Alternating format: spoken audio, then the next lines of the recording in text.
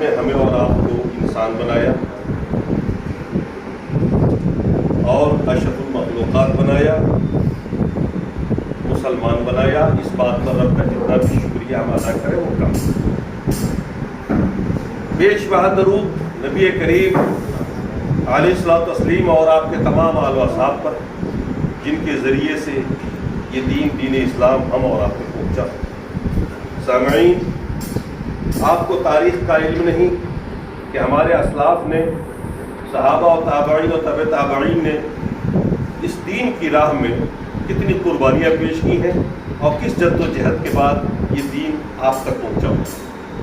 اگر آپ ان تاریخ کو پڑھتے تو آپ پاتے کہ یہ نعمت جو اللہ نے آپ تک پہنچائی ہے، اس میں بڑی جد و جہد کی ضرورت تھی، جانی مالی سب کچھ کیا ہمارے اسلاف۔ آج ہم بیٹھے بٹھائے مسلمان ہیں، ہم لوگوں کو اسلام جو ملا اپنے باپ دادا سے ملا۔ پچھلے ہفتے میں نے ایک سوال کیا تھا کہ آپ مسلمان کیوں ہیں؟ ظاہر سی بات ہے اس کا کوئی جواب کسی کے پاس نہیں تھا سوائے اس کے کہ ہم اس لیے مسلمان ہیں کہ ہمارے باپ مسلمان، دادا مسلمان۔ خدا نہ خواستہ اگر ہمارے اور آپ کے آباء و اجداد اگر مسلمان نہ ہوتے، کچھ اور ہوتے تو ہم آج وہی ہوتے۔ وہ اس لیے میں کہہ رہا ہوں کہ آج تک آپ نے اس بات پہ غور نہیں کیا کہ یہ اسلام دیگر مذاہب سے کیوں الگ ہے، کیسے الگ ہے۔ یہ اسلام جو مذہب اسلام جو ہمارے آپ کے پاس ہے، یہ دیگر مذاہب کے مقابلے میں کیوں الگ ہے اور کیسے الگ ہے۔ آج لوگ دیگر مذاہب کو چھوڑ کر اسلام میں کیوں داخل ہو رہے ہیں؟ اس لیے کہ انہوں نے اس مذہب کو بھی دیکھا ہے، اس مذہب کو بھی پڑھا، ایک تحقیق کی ہے، جائزہ لیا ہے، ان کی سمجھ میں آیا۔ ہم نے اور آپ نے آج تک خود اپنے اس دین کا جائزہ نہیں لیا جس دین پر آپ چلتے ہیں اور جس کے لیے آپ لڑتے ہیں۔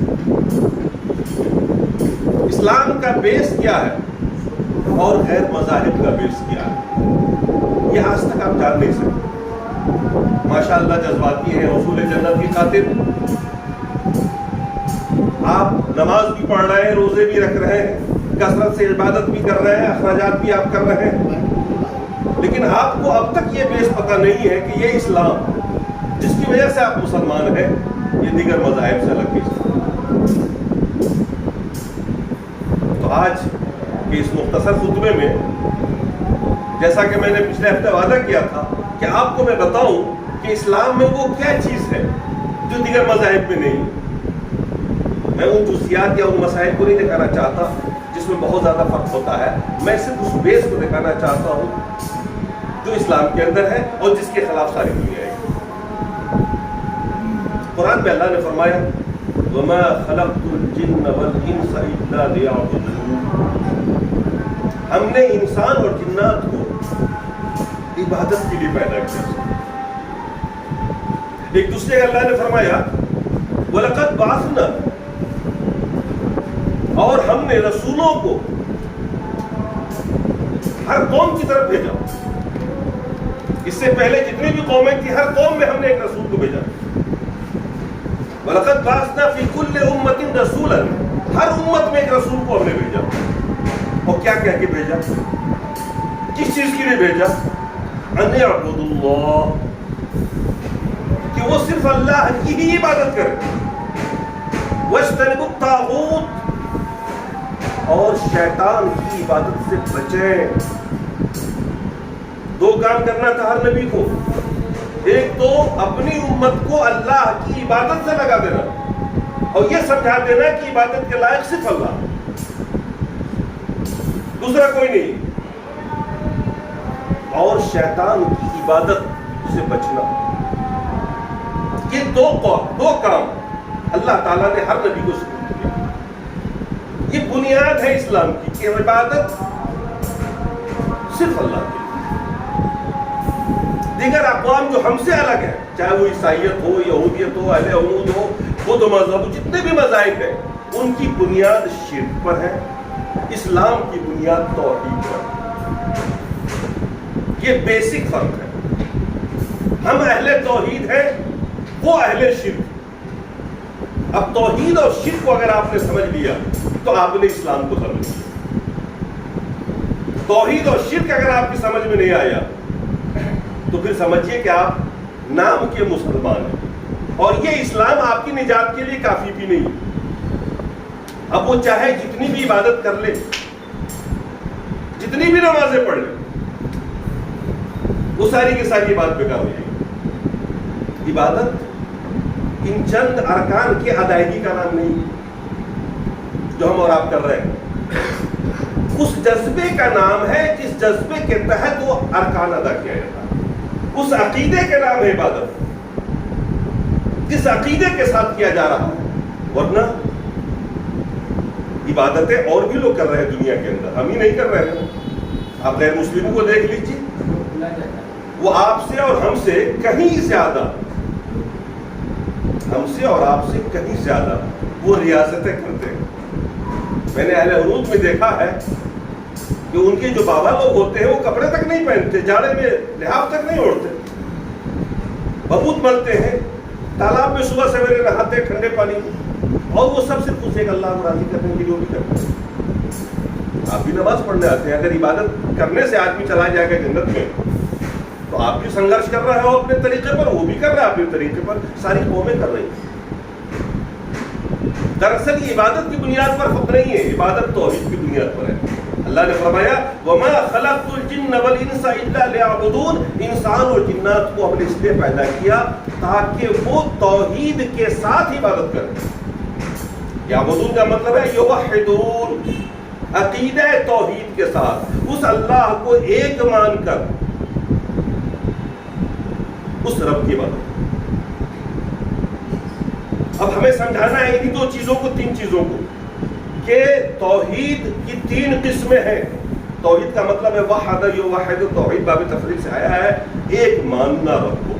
اب ایک ماننا اللہ تبارک و تعالیٰ کو تین طریقے سے ہوتا ہے. اللہ تعالیٰ ایک ہے اپنی ذات کے اعتبار سے, اسے کہتے ہیں توحید بالذات. اب آپ اردو میں سمجھا رہے ہیں, ویسے عربی میں ہم کہیں گے توحید ربوبیت, توحید الوہیت, توحید اسماء و صفات.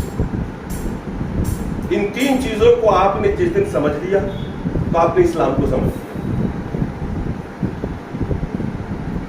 توحید ربوبیت کا مطلب ہے کہ آپ اللہ کو رب مانیں.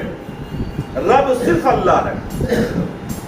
رب یرب, یہ رب جو عربی کا لفظ ہے جو ہم لوگ آپ بولتے ہیں, اس کا مطلب ہوتا ہے لفظی معنی تدریجاً کسی کی ترویج کرنے والا, پڑھانے والا, نشو و نما کرنے والا. جیسے بچہ ماں کے پیٹ میں ہوتا ہے, 1 سے لے کے 9 مہینے تک تدریجاً وہ بچہ بڑھتا ہے نا, آہستہ آہستہ.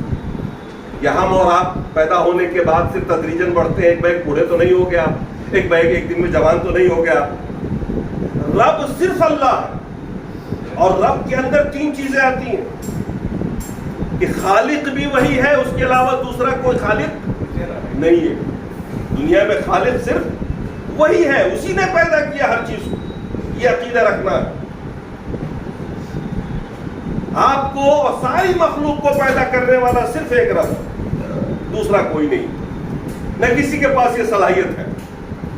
اور اسی کے تحت آتا ہے رزاقیت, کہ روزی بھی صرف وہی دیتا. یہ عقیدہ رکھ رہا ہے ہر مسلمان کو, اس کے علاوہ کوئی روزی نہیں دے سکتا.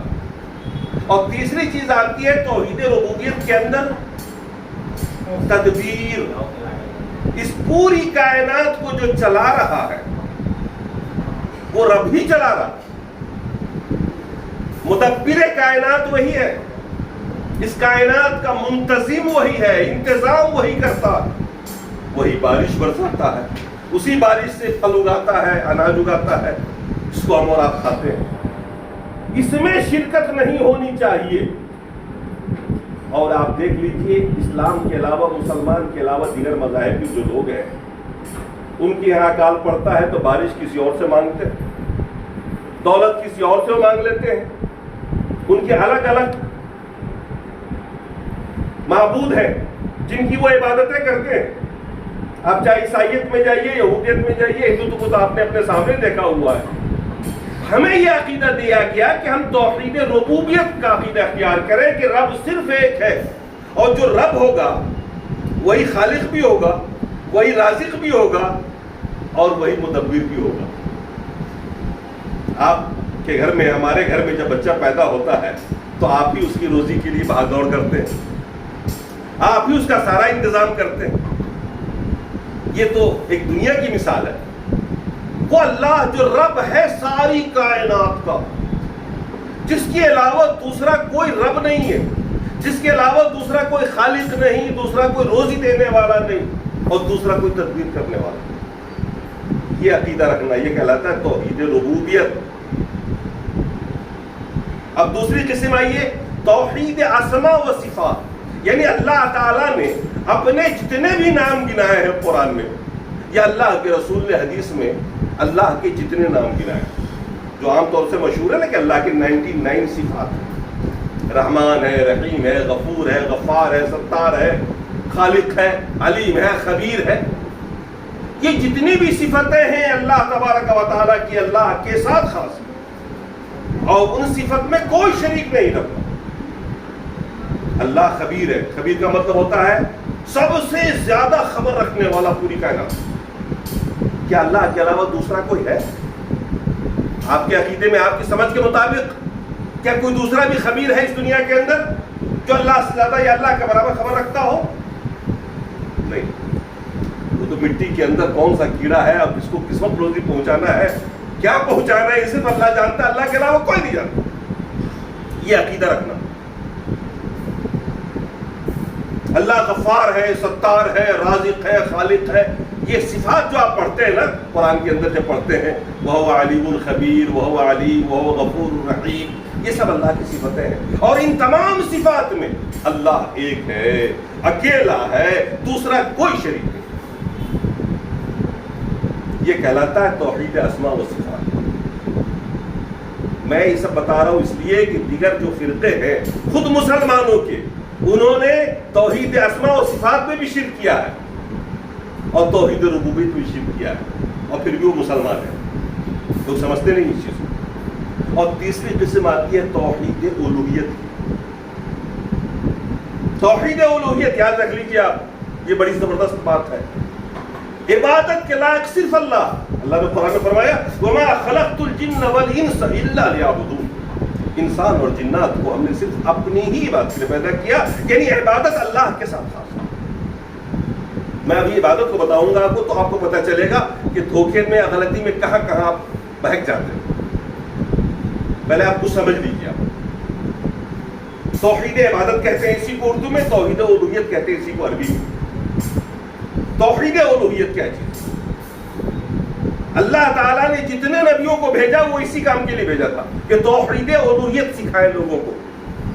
وَلَقَدْ بَعَثْنَا فِي كُلِّ أُمَّةٍ رَسُولًا أَنِ اعْبُدُوا اللَّهَ، ہم نے ہر قوم میں ایک رسول کو بھیجا، اور یہ کہہ کے بھیجا کہ عبادت صرف ایک رب کی کرنا، اور طاغوت سے بچنا، وَاجْتَنِبُوا الطَّاغُوتَ۔ صرف ایک رب کی عبادت کرنا کافی نہیں، بلکہ اس کی عبادت میں کسی کو شریک نہ کرنا، یہ عقیدے کے اندر ہونا چاہیے۔ یہ سب سے بڑی ذمہ داری تھی جو رسول کو دی گئی۔ یہی وجہ ہے کہ اللہ کے رسول صلی اللہ تعالیٰ علیہ وسلم نے مکے میں جو آواز بلند کی وہ لا الہ الا اللہ کی تھی۔ اللہ کے رسول نے دوسرا مدعا نہیں اٹھایا تبلیغ کے لیے۔ اگر آپ چاہتے تو آپ برائی کے خلاف سنگھرش کرتے، 10-20 لوگ آپ کے ساتھ ہو جاتے۔ سود بھی چل رہا تھا، زنا بھی چل رہا تھا، شراب بھی چل رہی تھی مکے میں۔ اگر اللہ کے رسول ان مدعوں میں سے کسی مدعا کو اٹھا لیتے دعوت تبلیغ کے لیے، 10-20 لوگ آپ کے ساتھ ہو جاتے، کیونکہ وہاں بھی شرفا تھے جو ان برائیوں کے خلاف تھے۔ لیکن نہیں، نبی کا مشن ہوتا ہے توحید الوہیت، ایک اللہ کی عبادت بتانا۔ اب آئیے آپ دیکھیے مکے کا ماحول کیا تھا۔ مکے کے لوگ کیا کرتے تھے؟ وہ بڑے اچھے لوگ بھی ہوتے تھے، ان میں جہاں بہت ساری برائیاں تھی بڑی اچھائیاں تھی۔ آپ کو تعجب ہوگا، اللہ کے رسول جب ہجرت کرنے لگے تھے، راتوں رات مکے سے بھاگنے کی جب پلاننگ کی آپ نے، تو رہنمائی کے لیے ایک کافر کو متعین کیا جو مکے کا ہی رہنے والا تھا۔ اسی سے کہا، اسی کو حضرت ابوبکر صدیق رضی اللہ تعالیٰ عنہ نے 2 گھوڑے دیے تھے کہ تم 3 رات کے بعد غار حرا میں پہنچو گے اور ہم لوگوں کو لے کر کے مدینہ پہنچاؤ گے رہنمائی کرتے ہوئے اجنبی راستہ۔ ادھر مکے والوں نے اعلان کیا کہ جو محمد اور ابوبکر کو پکڑ کے لائے گا زندہ یا مردہ 100 اونٹ کا انعام۔ وہ کافر چاہتا تو چند پیسے اجرت میں لے کر کے ابو جہل کو خبر کر دیتا کہ دونوں غار حرا میں ہیں اور 100 اونٹ پالے تھے۔ اس کو تو 1 اونٹ بھی مزدوری میں نہیں ملی ہے، جو مزدوری طے ہوئی ہوگی بہت تھوڑی طے ہوئی ہوگی، 1 اونٹ کی قیمت بھی طے نہیں ہوئی۔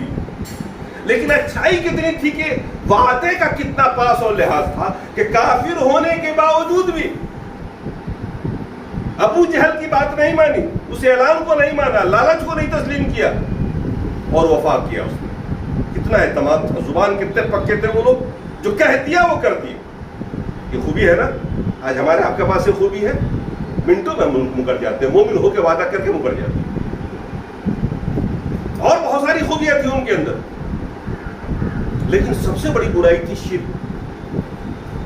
وہ سب اچھا کر رہے تھے لیکن شرک کرتے تھے، اللہ کی عبادت اللہ کی بھی کرتے تھے اور اپنے بزرگوں کی بھی کرتے تھے، اپنے سماج کی بات مانتے تھے، اللہ کا حکم نہیں مانتے تھے۔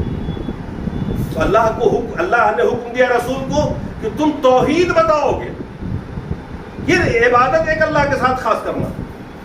ہم نماز پڑھتے ہیں، نماز ایک رکن ہے، آپ آتے ہیں 2 رکعت کے لیے نیت باندھتے ہیں، رکوع میں جاتے ہیں، سجدے میں جاتے ہیں، کچھ تسبیحات پڑھتے ہیں، آپ سمجھتے ہیں کہ آپ کی نماز ہو گئی۔ اگر آپ کے سینے میں شرک پل رہا ہو تو توحید آئے گا؟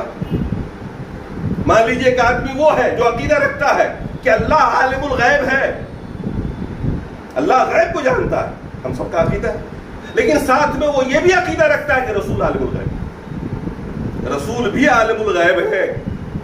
دیکھیے اللہ کی صفت میں شریک کیا نہیں، اس نے ساجھا کیا کہ نہیں کیا۔ ایک آدمی عبادت کرتا ہے رب کی، نماز بھی پڑھتا ہے، لیکن وہ غیر اللہ کے سامنے بھی جا کر کے نتمستک ہو جاتا ہے۔ ایک آدمی کو اولاد نہیں ہو رہی ہے، مسلمان ہے، نماز بھی پڑھتا ہے، کرتا ٹوپی بھی لگائے ہوا ہے، اولاد نہیں ہو رہی ہے، وہ کسی مزار پہ جاتا ہے، اسے معلوم ہے کہ اس مزار پہ جائیں گے اور وہاں منت مان لیں گے، بابا سے مانگ لیں گے، اولاد مل جائے گی۔ وہ جاتا ہے مزار پہ، آرام سے کہتا ہے یا بابا ہم لاولد ہیں، یا ہمارے پاس بیٹا نہیں، صرف بیٹی ہے، آپ دعا کر دو اللہ سے، یا آپ دے دو، آپ داتا ہو۔ نام ہی ہے داتا گنج اجمیری، غریب نواز بزرگوں کا نام رکھا ہوا ہے، اور یقین جانیے بڑی بھیڑ ہوتی ہے وہاں پر، لوگ جاتے ہیں وہاں اولاد مانگنے، جاتے ہیں وہاں روزی مانگنے، کچھ جو بیمار ہے وہاں شفا مانگنے جاتے ہیں، ان کا عقیدہ ہے کہ شفا یہاں سے مل جاتی ہے، ان کا عقیدہ ہے روزی یہاں سے مل جاتی ہے، دولت یہاں سے مل جاتی ہے۔ اب آپ بتائیے کیا وہ مسلمان ہے؟ اس نے اللہ کی صفت میں بزرگوں کو شریک کیا کہ نہیں کیا؟ اور جب اس نے شریک کر دیا تو توحید چلا گیا، شرک آ گیا اس کے اندر۔ یہ دراصل اسلام کا دشمن ہے، یہ اسلام کے خلاف بات ہے کہ کوئی آدمی توحید کا بھی عقیدہ رکھے، نماز بھی پڑھے، حج بھی کرے اور شرک بھی کرے۔ آپ حج کرنے جائیے، آپ دیکھیے گا وہاں پہ کہ خانہ کعبہ کے بھی طواف کر رہے ہیں، لیکن جیسے ہی طواف میں بھیڑ ہوتی ہے وہ لگتا ہے کہ اب ہم دب جائیں گے، ان کے منہ سے نکلتا ہے یا غوث المدد، یا غریب نواز المدد۔ یعنی عقیدہ یہ ہے کہ غریب نواز ہم کو بچا لیں گے، غوث پاک ہم کو بچا لیں گے، اس خانہ خدا میں رہ کے بھی اللہ کی یاد نہیں آتی اور اللہ کا لفظ نکلتا نہیں۔ اس کو کیا کہیں گے آپ؟ توحید ہے؟ ہم مصیبتوں میں جب پھنستے ہیں تو کس کو پکارتے ہیں؟ اللہ، کیونکہ ہمارا عقیدہ ہے وہ اللہ ہی ہماری مدد کر سکتا ہے، اس کے علاوہ دوسرا کوئی نہیں مدد کر سکتا۔ لیکن مسلمان ہوتے ہوئے بھی ایسے نعرے لگاتے ہیں۔ تو توحید کو سمجھیے، توحید کیا چیز ہے؟ اللہ تبارک و تعالیٰ کی ذات، صفات، عبادت میں کسی کو شریک نہ کرنا۔ ہم جب مسلمان ہوتے ہیں اسی وقت یہ کلمہ ہمیں پڑھایا جاتا ہے، لا الہ الا اللہ، اللہ کے سوا کوئی بھی عبادت کے لائق نہیں۔ اب عبادت کسے کہتے ہیں ذرا اس پہ غور کریے گا۔ عبادت ہے کیا چیز؟ میں نے پچھلے ہفتے آپ کو بتائی تھی، امتثال بما امر اللہ بہ علی السنۃ الرسول،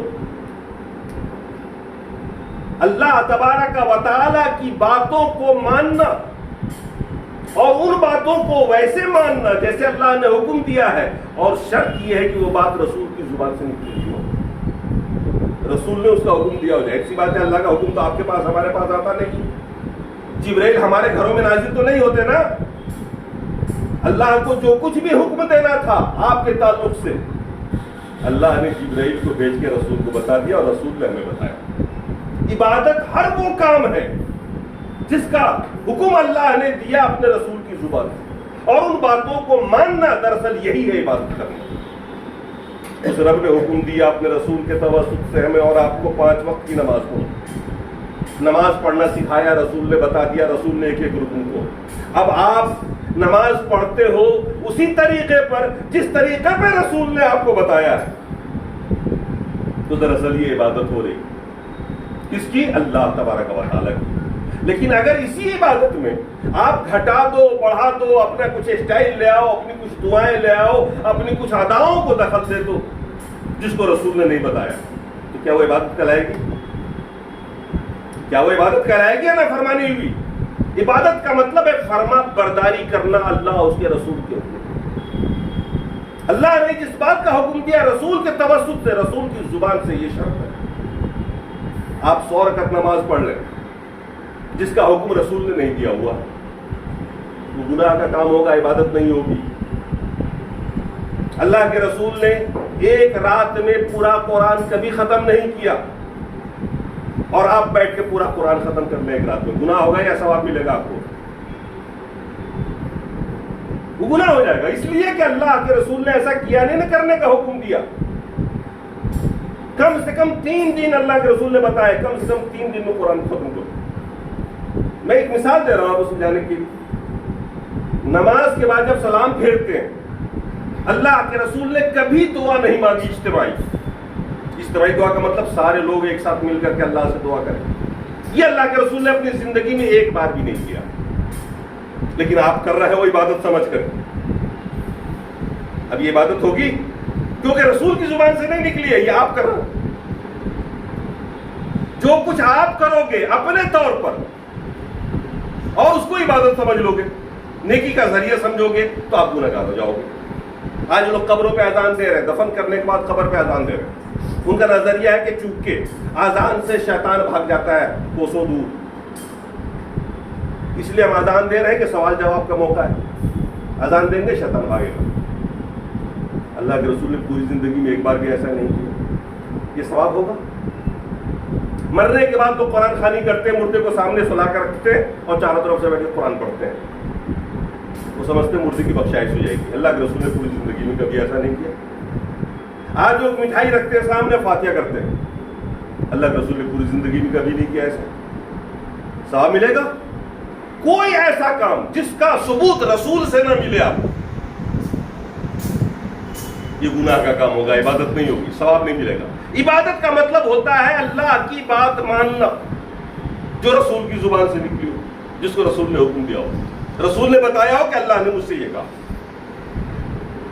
तो इबादत सिर्फ इस अरकान का नाम नहीं, बल्कि उस जज्बे का नाम जो तौहीद के जज्बे से सरशार होकर के उस अल्लाह को आप एक मानते हो, काबिल इबादत मानते हो, उसके सारे अस्मा और सिफात में उसको मुनफरिद मानते हो,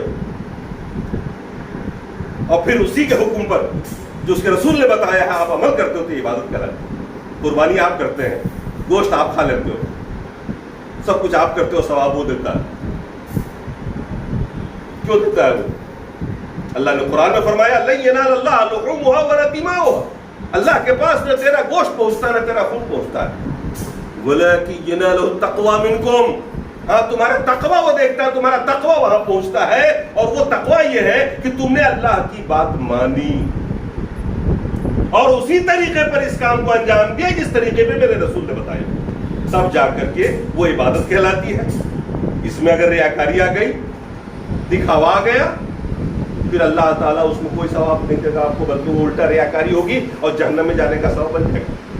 तौहीद के जज्बे से सरशार होकर उसी एक रब की खातिर कुर्बानी करना, उसी एक रब के हुक्म पर कुर्बानी करना और रसूल के तरीके पर करना, ये है इबादत। और इसीलिए हम लोग पैदा हुए। लेकिन शैतान जो हमारा और आपका दुश्मन है, जिसको हम तागूत कहते हैं, वो हर मोड़ पे हमें मिसमाइंड करना चाहेगा, गलत राह पे ले जाना चाहेगा। آپ قربانی کر رہے ہو، اچھا خاصا بکرا لے کے آئے، وہ آپ سے ریاکاری کروا دیتا، دکھاوا کروا دیتا. آپ بکرے کو لے کے بازار میں گھماتے ہو کہ دیکھو میرا بکرا کتنا شاندار ہے، پھول مالائیں ڈال دیتے ہو. آپ حج کرتے ہو، آپ کے دل میں خیال پیدا کر لاتا ہے کہ بھائی تم حاجی صاحب کل آؤ گے، کرو، ریاکاری پیدا کروا دیتا. نماز پڑھتے اس میں ریاکاری پیدا کرواتا. اسی کو طاغوت کہا گیا، اسی کو طاغوت کہا گیا. طاغوت وہ شیطان، وہ ابلیس جس نے اللہ تبارک و تعالیٰ کی سب سے پہلے نافرمانی کی تھی. اللہ نے حکم دیا تھا نا سجدہ کرو آدم کا، سجدہ کرو آدم کا، اللہ نے حکم دیا تھا. عبادت کسے کہتے ہیں؟ اللہ کی بات کو ماننا. ایک پیشانی سر پہ رکھ دیتا، زمین پہ رکھ دیتا آدم کے سامنے میں تو چھوٹا نہیں ہو جاتا، لیکن اس نے اللہ کی نافرمانی کی. فسجد الملائکہ، سب نے سجدے کیے، یہ سارے فرشتے نے اللہ کی بات مانی اور اس نے انکار کر دیا کرنا. کیوں؟ اس کے دماغ میں یہ چل رہا تھا کہ میں تو آج سے پیدا ہوا ہوں. یہ حقیر ہے. عقل لگائی اس نے، عقل کا استعمال کیا اس نے، وہی وہ گمراہ ہو. اللہ کی بات کو آنکھ بند کر کے ماننا، اس میں فائدہ اور نقصان نہ دیکھنا، یہ عبادت ہے. اور آدمی جہاں اس میں اپنی عقل لگاتا ہے، اپنی انا لے آتا ہے، شیطانیت لے آتا ہے، وہ انکاری ہو جاتا ہے. تو توحید کا مطلب یہ ہوا کہ آدمی اللہ کو ایک مانے، اس کی ذات میں بھی وہ اکیلا ہے، صفات میں بھی وہ اکیلا ہے، عبادت میں بھی وہ اکیلا ہے. آپ نے پچھلے خطبوں میں سنا تھا لوگ قرآن اور حدیث کو چھوڑ دیتے ہیں، مسلمان دکھتے ہیں، کرتا ٹوپی میں دکھتے ہیں، لیکن وہ بزرگوں کی بات مانتے ہیں، بزرگوں کے احکامات کو مانتے ہیں، مسائل کو مانتے ہیں، ان کے بتائے ہوئے طریقے کو مانتے ہیں. اس کی لیے اسپیشل ایک آیت میں نے پڑھی. اللہ نے قرآن میں فرمایا اتخذوا احبارهم ورهبانهم اربابا من دون اللہ. یہودیوں اور عیسائیوں کے بارے میں اللہ نے فرمایا کہ ان یہودیوں نے، ان عیسائیوں نے اپنے عالم کو اور اپنے پیروں کو رب بنا لیا. جب یہ آیت نازل ہوئی تھی، ایک صحابی تھے، انہوں نے اللہ کے رسول سے سوال کیا. عدی بن حاتم نام تھا، حاتم تائی کا نام سنا ہے آپ نے، ان کے بیٹے تھے عدی بن حاتم. وہ عیسائیت سے مسلمان ہوئے تھے. انہوں نے اللہ کے رسول سے پوچھا کہ اللہ کے رسول کی آیت کیا کہہ رہی ہے کہ عیسائیوں نے، یہودیوں نے رب بنا لیا، ہم لوگوں نے تو کبھی رب نہیں بنایا تھا اپنے عالم کو، اپنے پیر کو. اللہ کے رسول نے پوچھا کہ بتاؤ تمہارے عالم، تمہارے بزرگ جس بات کو ناجائز کہتے تھے تم مانتے تھے کہ نہیں؟ کہا یہ بات تو تھی. کہا جس بات کا وہ حکم دیتے تھے تم آنکھ بند کر کے کرتے تھے کہ نہیں؟ کہا جی یہ تو کرتے تھے.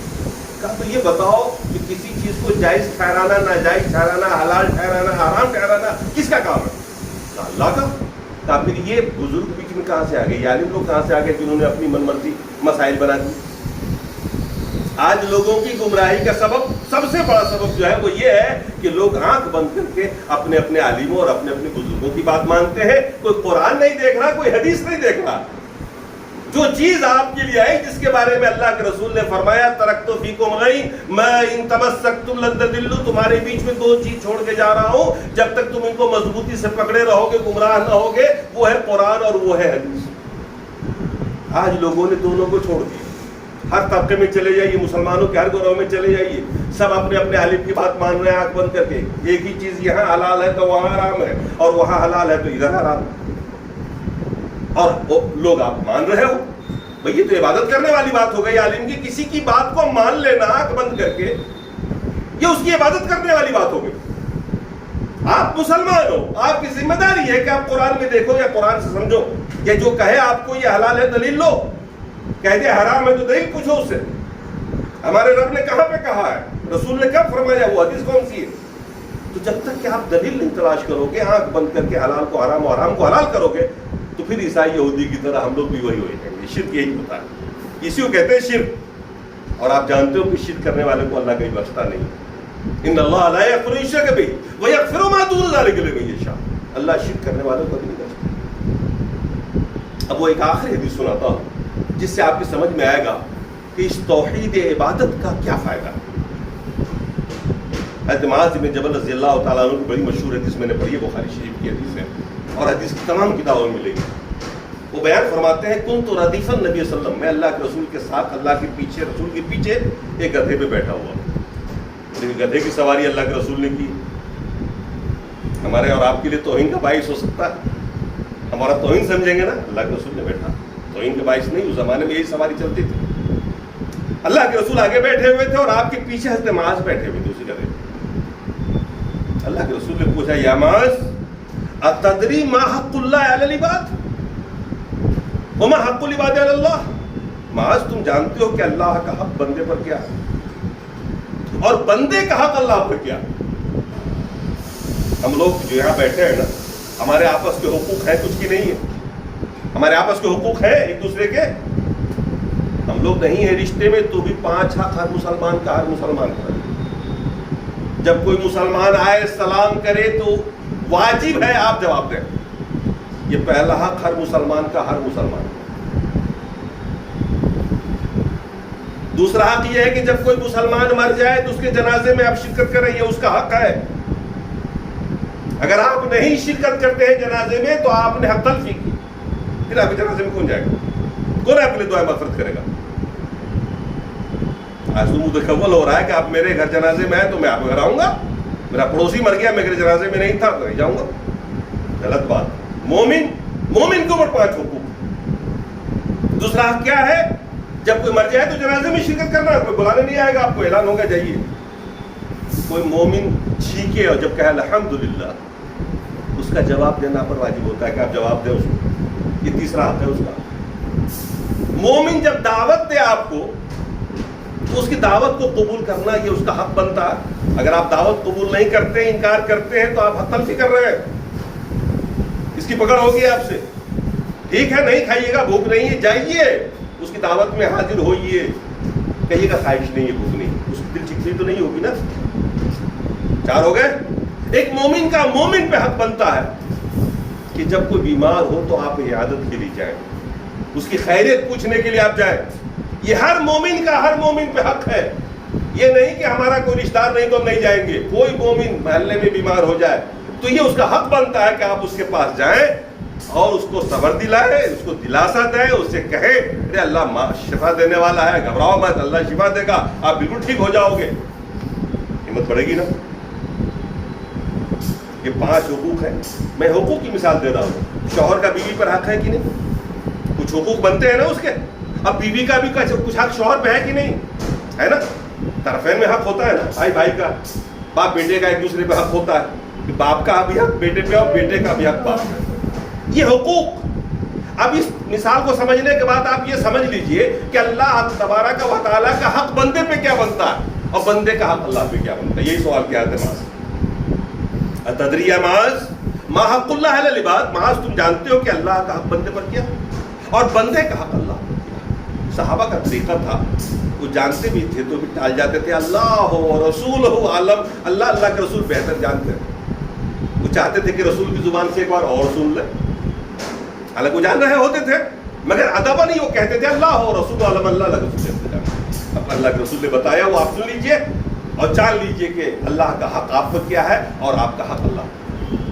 अल्लाह के रसूल ने फरमाया हक़्क़ुल्लाह अलल इबाद, अल्लाह का हक बंदे पे ये है अन याबुदूहु वला युशरिकू बिही शैआ। अल्लाह का हक बंदे पर ये है कि बंदे सिर्फ उसी की इबादत करें और उसकी इबादत, उसकी जात, उसकी सिफात में किसी और को शरीक न करें। सिर्फ इबादत हक नहीं है, ये नमाज पढ़ना, नमाज पढ़ लेने से अल्लाह की बंदगी और हक की अदायगी नहीं होगी, बल्कि इस अकीदे के साथ करना है कि इस इबादत में दूसरा कभी कोई शरीक हो ही नहीं सकता। चाहे हमारी गर्दन कट जाए, अल्लाह की फरमाबरदारी जो इबादत की शक्ल में आप करते हो उसमें हम किसी और को शरीक नहीं करें। जितनी भी इबादत है, क्या वो नमाज हो, रोज़ा हो, हज हो, ज़कात हो, इसमें कोई दूसरा शरीक नहीं हो सकता। अल्लाह के हकामात है, शरीयत के जितने भी हुक्म है, उसका हाकिम सिर्फ रब है और रब क्या हुक्म चलेगा। दीन के अंदर किसी आलिम का, किसी पीर का हुक्म नहीं चल सकता, चाहे वो अपने दौर के कितने बड़े भी आलिम क्यों हो, बात उसकी नहीं चल सकती। किसी आलिम के कोई हलाल हराम कर देने से नहीं होता, बल्कि वो अल्लाह का हक है या अल्लाह के रसूल के तवस्सुल से हमारे पास जो पहुंचा या रसूल ने जिस चीज़ को हलाल या हराम किया अल्लाह की तरफ से, अल्लाह के हुक्म से, उसी को हम हलाल और हराम मानेंगे, उसके अलावा किसी चीज़ को नहीं मान सकते। तो ये हक है अल्लाह का आपके ऊपर। اللہ کے رسول نے فرمایا حق اللہ علی العباد، اللہ کا حق بندے پہ یہ بنتا ہے کہ صرف اسی کی عبادت کرے اور اس کی عبادت میں کسی کو شریک نہ ٹھہرائے، شرک نہ کرے، یہ کسی بھی حال میں روا نہیں کہ اس کی عبادت میں کسی اور کو شیئر کر لیا۔ ایک چیز جو شریعت میں حلال ہے کسی مولوی نے حرام کر دیا تو آپ نے مان لیا؟ نہیں، اگر آپ نے مانا تو گویا آپ نے اس عالم کی عبادت کر لی۔ کسی بڑے بزرگ نے کچھ کہہ دیا اور شریعت کے خلاف بات ہے اور آپ نے اس کی بات مان لی، مصلحتاً بھی کر لیا تو گنہگار ہے آپ، اس لیے آپ کو کرنا ہی نہیں، آپ کو کرنا وہ ہے جو آپ کے رسول نے آپ کو دیا ہوا۔ آپ سلام پھیرتے ہو، سلام پھیرنے کے بعد ایک لمبی لسٹ ہے دعا کی جو اللہ کے رسول دعا کرتے تھے، اللہم انت السلام ومنک السلام حینا ربنا بک، پورا ہے نا۔ اس کے بعد اللہم اعنی بذکرک و شکرک آپ پڑھیے، مسنون اذکار پڑھیے، پورا بورڈ ہے، اس کو کرنا ضروری ہے، وہ سنت ہے۔ پھر اس کے بعد انفرادی طور پر آپ دعا کرنا چاہو تو کرتے رہو، اجتماعی طور پہ دعا نہیں ہوگی، جو سنت ہے وہی ہوگا، جو رسول نے کر کے دکھایا وہ ہوگا۔ یہ ہے شریعت، یہ ہے آپ کو توحید، کسی اور کی حکمرانی نہیں دین کے اندر، دین کے اندر حکمرانی صرف اللہ اس کے رسول کی چلے گی۔ اللہ کے رسول نے فرمایا حضرت معاذ سے، اب سنو کہ بندے کا حق کیا بنتا ہے اللہ کو، جب بندہ عبادت کرتے ہیں اور عبادت میں شریک نہیں ٹھہراتے تو اس کا حق کیا بن جاتا ہے؟ فرمایا اللہ کے رسول نے وحق العباد علی اللہ ان لا يعذب، اللہ کا حق، پھر بندے کا حق اللہ پر یہ بنتا ہے کہ جب بندہ اللہ کی عبادت میں کسی کو شریک نہ ٹھہرائے تو پھر اس بندے کا حق بن جاتا ہے اللہ يعذب، کہ اللہ تعالیٰ اس کو عذاب نہ دے،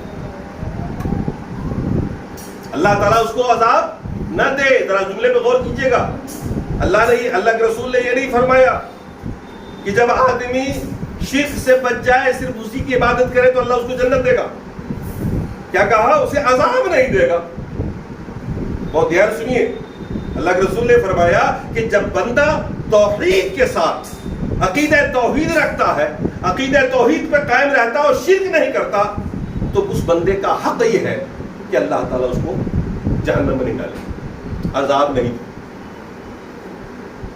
یہ میں اس لیے کہہ رہا ہوں زور ڈال کر کے کہ بہت سے لوگ عقیدہ توحید تو رکھتے ہیں، عبادت نہیں کرتے۔ دیکھیے جنت میں دخول کا سبب عبادت ہے، شرک نہ کرنے سے آدمی جہنم سے بچ گیا، جنت میں داخل نہیں ہوگا، جنت میں داخل نہیں ہوگا۔ جنت میں داخل ہونے کے لیے یہ عبادتیں ہیں، اس توحیدی جذبے کے ساتھ، عقیدہ توحید کے ساتھ اللہ کی عبادت کرنا، اس کو خوش کرنا ضروری ہے تاکہ آپ جنت میں جا سکیں۔ یہاں صرف یہ کہا گیا ہے کہ وہ اللہ تعالیٰ اس کو عذاب نہیں دے گا۔ بہرحال یہ گارنٹی بھی بہت بڑی، یہ گارنٹی بھی بہت بڑی ہے کہ اللہ تعالیٰ ہم کو اور آپ کو عذاب سے بچا لے۔